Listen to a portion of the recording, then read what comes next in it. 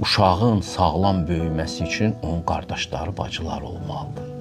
İndi ailələr çox balaca ailələr olur. Bir uşaq, iki uşaq.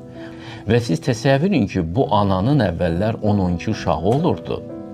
İndi bunun bir dənə, iki dənə uşağı olur və bütün sevgisini yağdırır o uşağın üstünə.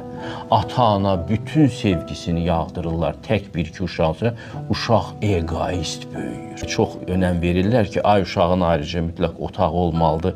Nə olurdu ki, bir yorğan altında 5-6 uşaq yatan vaxtlarda uşaqlar bədbəxt mi olurdular? Ya qardaşının pencəyini, şalvarını geyən uşaqlar bədbəxt mi olurdular? Bu yanlış yanaşmadır. Uşağın əmiləri olmalıdır, xalaları olmalıdır. Qonaqlar gəlib getməlidir evə. Tamaşada biz də deyir, ot deyiləm ki, yerdən çıxmamışam ki. Bax, indi biz elə ot kimi olduq. Yerdən çıxdıq, uzun kökümüz yoxdur.